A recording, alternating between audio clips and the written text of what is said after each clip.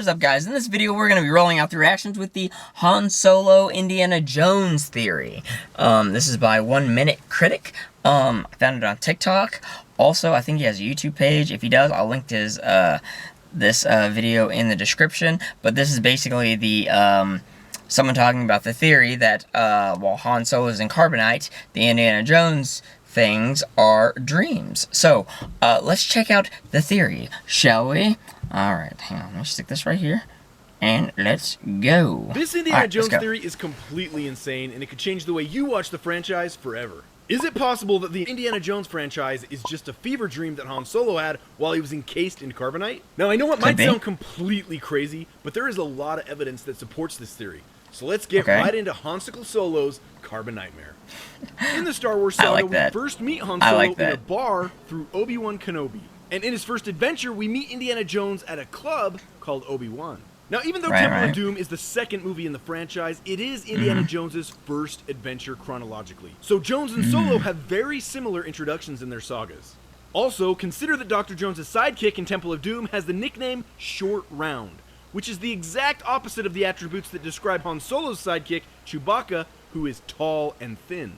Additionally, Solo spent his early life as an orphan on the planet Corellia and was held against his will to serve the evil crime boss, Lady Proxima.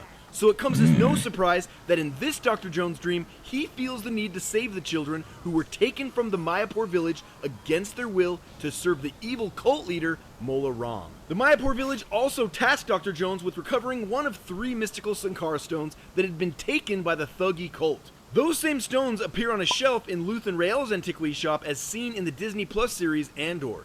Now, even though we don't have any visual proof that Han Solo ever had possession of those stones, it is likely that Solo came across them or knew about them at some point during his time as a smuggler, thus explaining their appearance in Han's dream. Okay. Then at one point, Indy and Short Round find themselves inside a room with collapsing walls that can only be stopped by someone that is outside of the room. It sounds a lot like Solo and Chewie's experience in the Death Star's trash compactor. Yeah, it does. In both cases, they make it out alive. True. And many of Han Solo's traits also show up in his Indiana Jones dream world. We see him get overconfident in his abilities when chasing stormtroopers down a Death Star corridor, only to turn around and flee after running into a large group. The exact same thing happens to Indiana Jones when he tries to take on the Thuggee cult.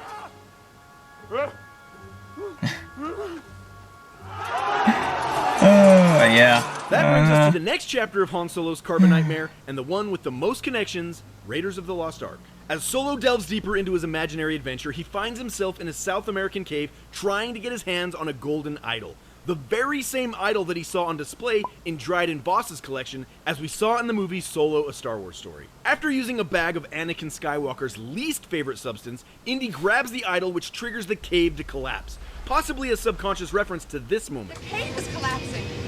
No cave.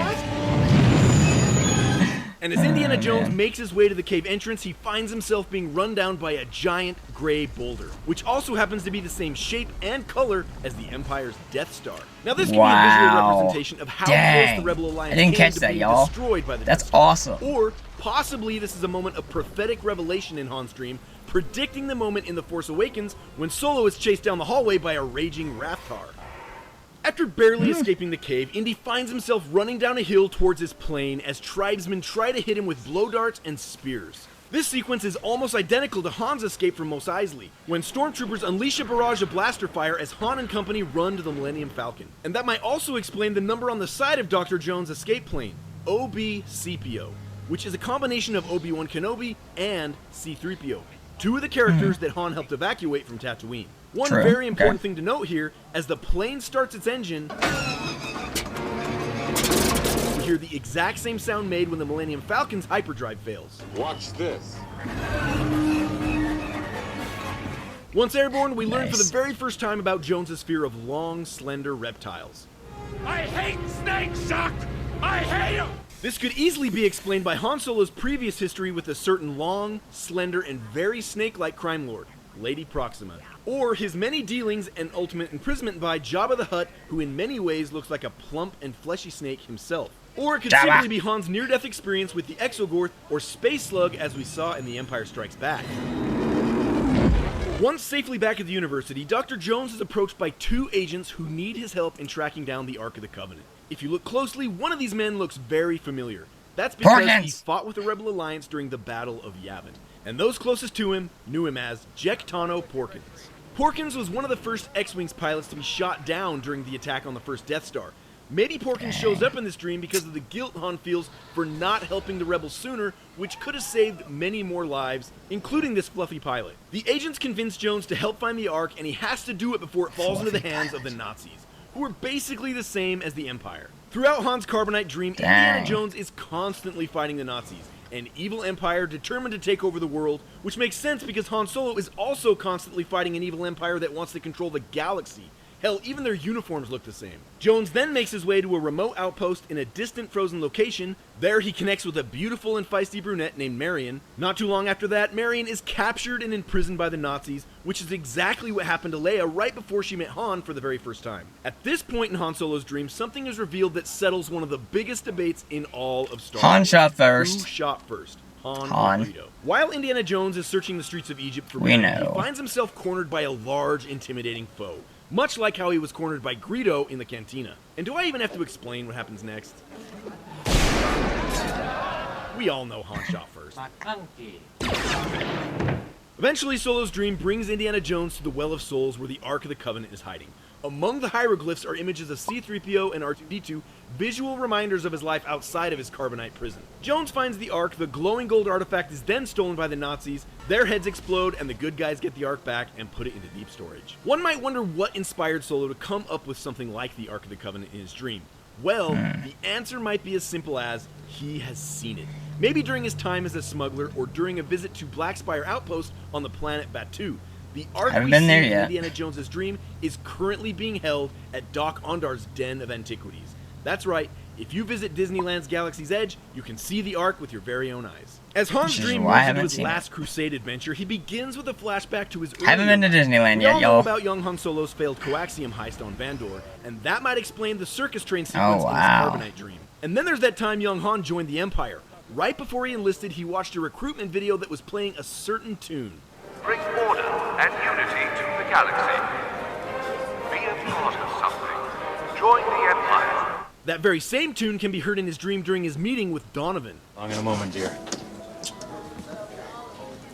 Donovan also happens to look exactly like Empire's General Veers. Veers, of course, led the charge because of it the is Empire him. on Hoth and Same reported person. directly to Darth Vader. That brings us to the next portion of Han's Carbonite Mare. Kingdom of the Crystal Skull. This phase of his dream is very focused on the existence of aliens. Obviously as a result of Han's everyday dealings with all kinds of scum and villainy throughout the galaxy. In this adventure, Han is trying to track down an alien skull, a crystal skull, that looks a lot like the skull seen on display in Dryden Voss's prize collection. It is possible that this skull is the focus of his dream because Han feels some sort of guilt for blasting the priceless collectible during a shootout, blowing it. I wouldn't have. Indiana Jones also utters the classic line, I've got a bad feeling about this. Something that's been said by Han himself and those closest to him, including Obi-Wan, Leia, Luke, and C-3PO. Han also links up with an old friend who eventually ends up betraying him, kind of like how his old friend Lando betrayed him when the Empire arrived on Cloud City.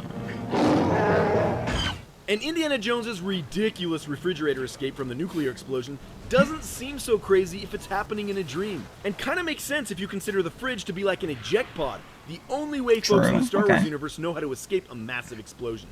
Eventually, Han is reunited with his dream girl Marion, who is a subconscious representation of Leia, and he finds out that they have a son together. Something that will eventually come true for Han and Leia long after he comes out of the Carbonite. Call it a prophetic revelation, perhaps. And after finding the skull, Han and his group of treasure hunters then make their way to the mysterious Temple of the Crystal Skull, which also happens to look an awful lot like the Rebel base on Yavin 4.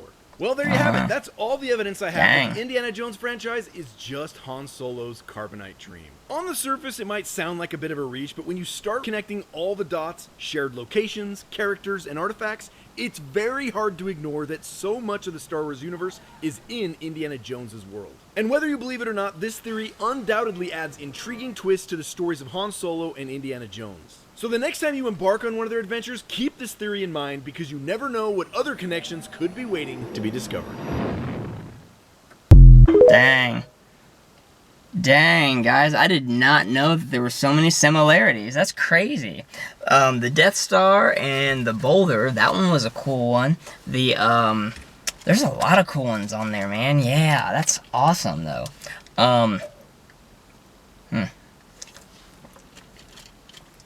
Dang, it's funny. If you dig deep enough, you could actually, that's interesting how there's like similarities between both of them, because I'm just like, for me, I was like, well, they're both played by the same actor, Harrison Ford, the great Harrison Ford, no less.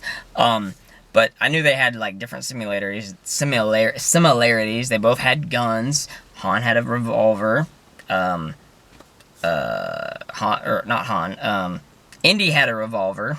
Yeah, Han with a revolver. Can you imagine? Well, it's a blaster, so, but not a revolver, but close. You know what I'm saying? You guys understand what I mean? But yeah, those similarities and the comparison and how they intertwine with each other and this, like, that's nuts, guys. That's awesome, though.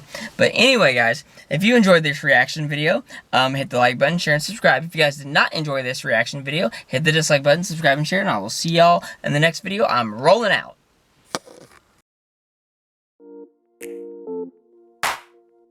Thank you.